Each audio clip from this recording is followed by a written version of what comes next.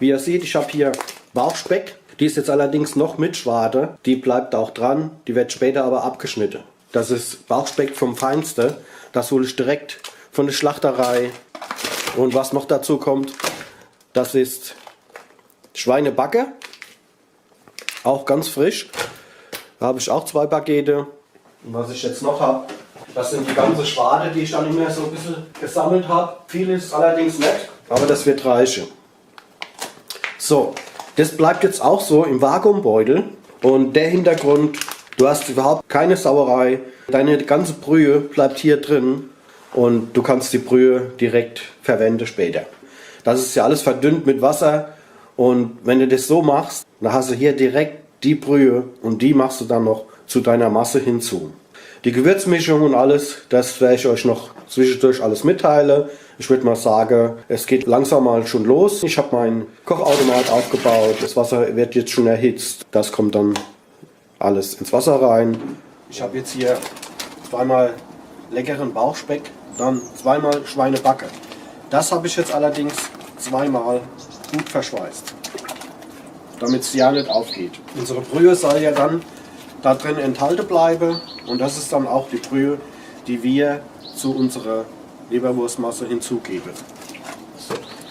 Da habe ich noch meine Schwade und am Schweinebauch ist auch noch Schwade dran. Die schneide ich aber später noch weg. Das Fleisch soll gut untergetaucht sein hier. Könnt ihr auch ein Tellerchen drauflegen, wenn ihr möchtet. Ich mache es jetzt noch. Und dann wird das jetzt erstmal vorgegart. So sieht es jetzt schon aus. Das Vakuum hat sich jetzt gelöst. Das ist eigentlich ganz normal. Und da sieht man schon so die Brühe drin. Und die benutze ich dann auch für meine Leberwurst. Das ist die Schweinebacke. Und hier haben wir auch nochmal Schweinebacke. Seht ihr schön, was da Flüssigkeit rauskommt. Das hättet ihr sonst alles im Brühwasser. Und das will ich nicht. So, und hier sind meine Schwade. Also das wird jetzt weiter gekocht noch. So, zwischenzeitlich bereite ich dann meine Zwiebeln vor. Ich werde die Zwiebeln nicht roh reinmachen, ich werde sie ein bisschen mit Schmalz anbraten. Jetzt geht es weiter mit unserer Leber. Und die ist ganz frisch, seht ihr ja. Und da tun wir jetzt dann die Gallegänge ein bisschen entfernen. Die tue ich noch ein bisschen wässern im Wasser, dass es nicht bitter schmeckt. Kriegt man dann auch die Bitterstoffe raus. Gucke, ob da noch was drin ist, was mal raushole. Ich wiege es natürlich später noch mal ein bisschen ab, ist ja klar. So, ich habe mal jetzt ein bisschen kaltes Wasser gemacht und die Rinderleber, die tun wir jetzt dann ein bisschen wässern noch, dass die Bitterstoffe rausgehen. Nehmen wir nur das Feinste. So, und können die mal noch wässern. Der Eigenkochautomat, habe ich gesehen, der läuft ungefähr noch eine halbe Stunde. Wie gesagt, in der Zeit bereite ich noch meine Zwiebeln vor. Es gibt eine Pfälzer Leberwurst, aber die Zwiebeln tue ich trotzdem anbraten. Das ist mir lieber. Ich brate die Zwiebeln noch an mit Schmalz. Ich finde es besser, das schmeckt besser. So, wie gesagt, 2 solche große. Die tun wir dann erstmal ein bisschen fein würfeln. Und das könnt ihr alles in aller Ruhe machen. Weil das kocht ja draus gemütlich. Und wir schneiden hier ganz gemütlich unsere Zwiebeln. Also ich nehme jetzt 1,5 von den großen Zwiebeln. Weiter geht's. Da kommt jetzt mein Schmalz rein. Das ist Pflaumenschmalz. Der wird einfach viel weißer wie der Schmalz vom Rüggespeck. Das heißt, grüner Rüggespeck, der ist ungesalzen, Natur. Ich habe jetzt 2 Sorten gemacht, könnt ihr auch meine Videos sehen. Es ist einmal mit Rüggespeck und einmal mit Pflaumen. Pflaumen, das ist das innere Fett vom Schwein und es eignet sich sehr, sehr gut für Schmalz zu machen. Ist auch sehr, sehr billig. Oder habe ich sowas immer im Haus, Kartoffeln zu braten und. Oder wie jetzt sowas für Leberwurst zu machen und die Zwiebel zum Anbraten. Seht ihr? Machen wir mal eine schöne Portion rein. Und das passt auch gut zu der Leberwurst dabei. Das gibt einen hammermäßigen Geschmack. Und wenn das aufgelöst ist, tun wir unsere Zwiebeln rein. Die tun wir dann schön langsam anbraten. Und wir benutzen jetzt heute ganz normales Salz, ohne Pökelsalz. Ganz normales Salz, ist ja eine Pfälzer Leberwurst. Und also so wie wir es hier in der Region machen. Ich komme hier aus der Pfalz jetzt. Zwiebel muss einfach rein. Es gibt einen Hammer Geschmack. Die Pfälzer Leberwurst ist eine kräftige, gut gewürzte, relativ fette Wurst auch. Die Kochzeit ist jetzt rum, das waren genau 2 Stunden. Dann holen wir das jetzt mal raus. Und es ist ja alles hier noch im Beutel, seht ihr? Schaut es euch mal an. Das ist der Vorteil. Hier hast du jetzt die ganze Brühe und alles. Und die wird auch nicht weggeschmissen. Die fange ich jetzt hier auf. Seht ihr? Dann haben wir hier unsere Schweinebacke. Gucken, ob ihr es auch seht alles. So ist besser. So, dann haben wir hier unsere Schweinebacke. Die Brühe wieder raus. Die leckere Brühe. Dieser Vorteil, was ihr habt die ganze Brühe hier im Vakuumbeutel. Es wird super weich, es geht schneller wie anders. Das sind jetzt unsere Schwarte. Also das riecht, das ist wirklich, das ist abartig, wie das gut riecht. Ich habe es jetzt hier mal so gemacht, dass ihr es seht. Das könnt ihr auch gleich hier so reinleeren, weil die Brühe bleibt ja drin. Das soll jetzt allerdings auch warm bleiben. Schaut euch mal das an. Da ist noch nicht mal ein Stück Fett drin. Was jetzt noch gemacht werden muss, die Schwarte wegmache hier. Die lasse ich jetzt ganz, ganz leicht lösen auch. Da fährt man nur so ein bisschen dran, da fällt die gerade ab. Ja, seht ihr das? Geht ganz, ganz einfach. So, das tun wir dann ein bisschen klein schneiden, ein bisschen würfeln. Boah, das riecht so gut, das ist der Wahnsinn. Ne? Ich kann es jetzt natürlich so groß lassen, ich habe einen guten Fleischwolf und der macht das weg wie nix. Wie gesagt, das soll alles schön warm bleiben. Und hier habe ich meine Leber und die brühe ich jetzt mal 1 Minute ab. Also die wird jetzt noch mal 1 Minute gebrüht. So, die Leber ist jetzt 1 Minute abgebrüht. Die holen wir dann hier auch noch raus. Was man sonst als zum Schluss macht, mache ich jetzt schon ein bisschen früher. Ich gebe nämlich jetzt schon meine Brühe hier rein vom Fleisch. Jedenfalls das, was ich jetzt dann rausholen kann, kommt jetzt hier rein. Das ist alles noch sehr heiß, weil ich habe hier einen Deckel drauf und es bleibt alles sehr heiß. Da mache ich jetzt noch ein bisschen Speisegelatine Plum Aspikpulver rein, ungefähr 60 Gramm. Das reicht. Das wird ein bisschen aufgerührt, die warme Brühe. Und dann haben wir genug Aspik drin auch. Weil aus der Schwarte war ja nicht viel rausgekommen. Einfach aufrühren und fertig. Als erstes tun wir jetzt unsere Leberwolfe. Die lassen wir jetzt als erstes durch den Fleischwolf durch. Das hat dieser Hintergrund wegen der Bindung. Also erst immer die Leber durchlassen. So, und schon geht's los. So, das zieht ja weg ohne Ende.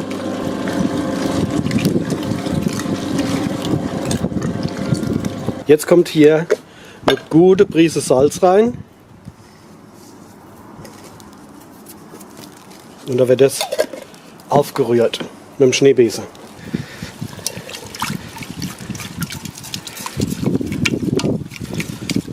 Kriegt das eine schöne Bindung.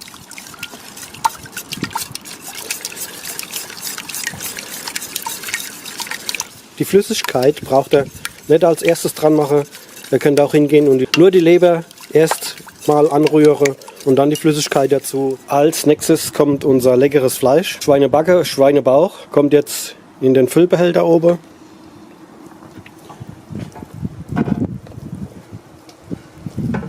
Ja, das waren mal 3 Kilo. Aber von den 3 Kilo sieht man eigentlich nicht mehr viel. Das, was rausfällt, einfach aufessen. Wie lecker.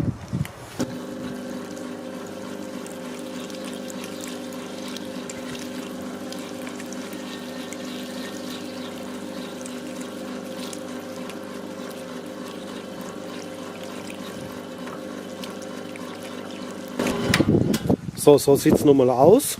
So, was mir dann jetzt aufgefallen ist, meine Leber, die ist bröckelig. Und deswegen tue ich sie jetzt nochmal im Thermomix nochmal schön durchmixen.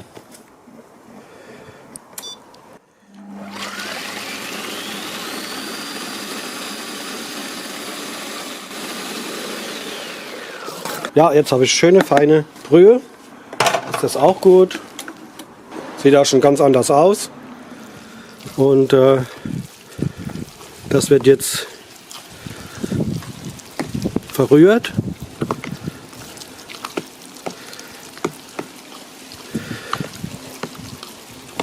Normalerweise diese Mischung an Brühe sollte passen, da ich ja nur die Fleischbrühe habe. Im Moment sieht es ziemlich weich noch aus, aber ich merke schon, das passt. Das passt ganz, ganz genau. Und das ist halt der Vorteil von dem Vakuumieren. Ihr habt keine Sauerei, es wird einfach hammermäßig. Jetzt kommen ja auch noch unsere Zwiebel dabei. Unsere Gewürzmischung kommt jetzt noch dran. Als erstes werde ich dann mal das Salz dran machen. So, bei 3 Kilo kämen dann 60 Gramm dran. So, ich lasse das jetzt mal bei 2,50 und da kann man immer noch ein bisschen nachschmecken. So, das kommt dann hier drüber.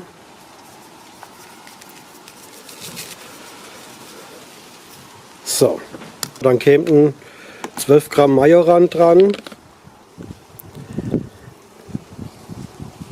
6 habe ich jetzt. Das gehen wir mal schon drüber. Ist ein bisschen windig heute. 6 Gramm, dann machen wir noch 6 Gramm dazu. Ihr könnt auch hingehen, gerade oben, dass die Oberfläche bedeckt ist mit Majoran, das passt auch. Also 12 Gramm. So, dann kommen 7 Gramm Pfeffer dran. Also ich mache pro Kilogramm 3 Gramm Pfeffer. Für 2 Kilogramm sind es dann 6 Gramm. 9 Gramm wären es für 3 Kilogramm, aber ich habe jetzt nicht so viel. Das kommt dann auch noch drüber. So, da kommt noch 6 Gramm Muskatnuss dran.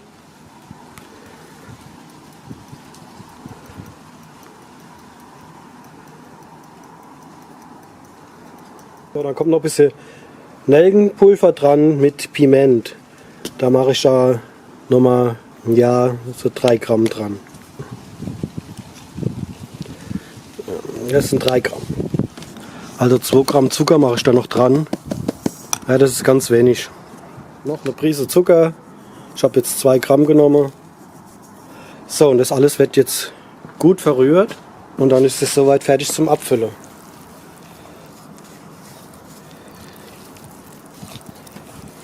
Es gibt eine Hammerleberwurst. Sieht auch schon hammermäßig aus.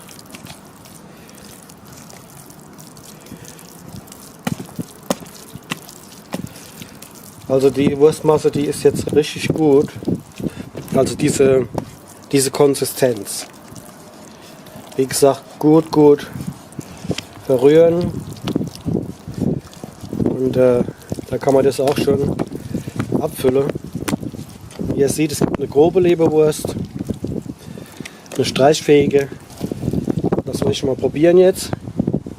Boah, Mamma mia. Das ist wirklich eine richtig leckere Leberwurst. Dann fülle ich auch noch ein bisschen was im Darm ab. Die ist jetzt wirklich so lecker, wenn die noch durchgezogen ist. Das ist der reine Hammer. So, Gläser habe ich vorbereitet. Das wird jetzt in Gläser abgefüllt. Und dann wird das nochmal haltbar gemacht, 2 Stunden abgekocht mit 100 Grad. Und dann ist es auch soweit fertig. Wie gesagt, ich habe das probiert. Ich habe gerade meine Tochter probieren lassen. Die hat gesagt, boah, das ist die beste Leberwurst, was sie jemals gegessen hat. Ja, das ist klar, weil diese Kochbrühe, die bleibt einfach enthalten da drin. Und es ist einfach nur hammermäßig. So, die klopfe ich ein bisschen. Und dann habt ihr schon hier ein tolles Leberwurstglas. Also ich freue mich auf morgen. Die muss ich morgen unbedingt probieren. Das gibt wirklich sowas von Hammer. Ich habe erst gedacht, das wäre ein bisschen zu flüssig. Habe ich schon Angst gehabt. Aber das ist wirklich perfekt. Das ist perfekt. Braucht man gar nicht den Wurstfüller benutzen bei der kleinen Menge. Ich habe ja einen großen Wurstfüller da, aber das braucht man gar nicht zu benutzen. Nur mal gut durchrühren. Ich habe zwar gut gerührt, aber sicher ist sicher, dass ich auch keine Gewürznester bilde. Also diese Leberwurst, das ist absolut der reine Wahnsinn. Und ich habe mich deswegen auch entschlossen, jetzt die nochmal ein bisschen in den Darm rein zu machen. Zum Probieren morgen, und die Gläser koche ich ja noch ab später. Also es ist wirklich ein Traum. Normal dürfte ich das gar nicht rausgeben, das Rezept, so lecker ist es. So, das müsst ihr hier gut sauber machen. Es muss gut sauber gemacht sein. Und auch nicht Fülle bis oben hin.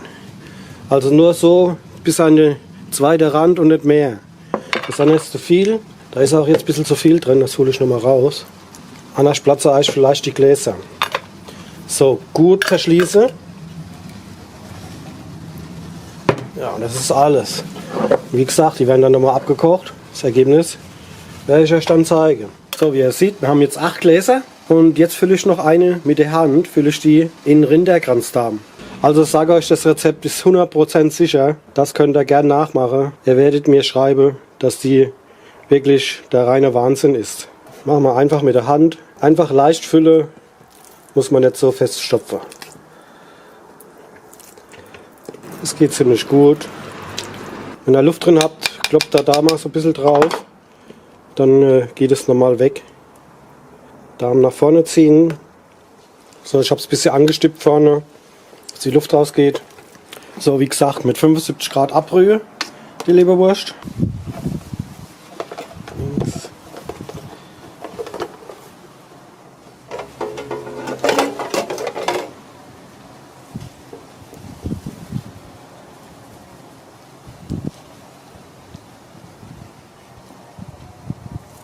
So.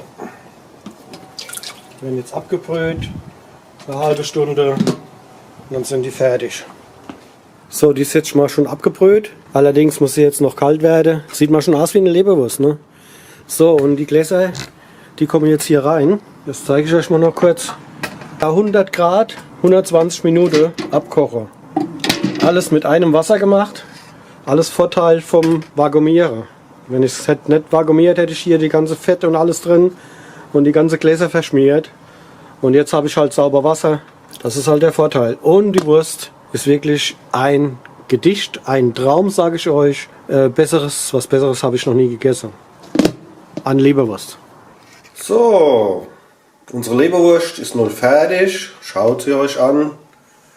Die ist ganz, ganz lecker geworden. Ich zeige es euch mal kurz. Ich habe schon eine angeschnitten, ich habe auch gestern schon probiert. Die ist super geworden. Schmeckt sehr, sehr lecker. Wie ihr vielleicht sehen könnt, ich habe hier auch was im Glas gemacht. Seht ihr? So super sieht es aus.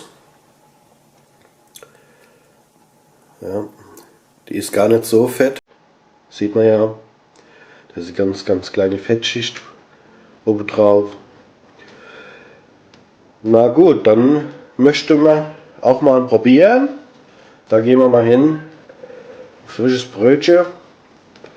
Und dass ihr das auch mal seht, wie schön fest und trotzdem auch reichfähig. Wie gesagt, ganz normales Salz genommen.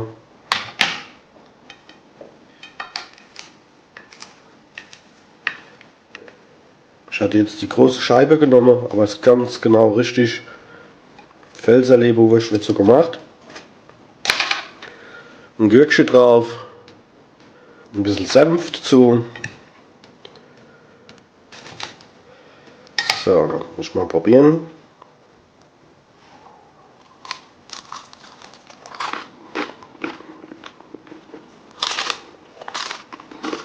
Also super im Geschmack. So soll eine Leberwurst sein. Probiert es aus. Ist einfach nur hammermäßig. Macht das auch mit dem Vakuumbeutel wegen der Brühe. Das gibt einen hammermäßiger Geschmack. Und ich sag mal wieder tschüss. Bis zum nächsten Mal. Euer Marius Channel. Ciao, ciao.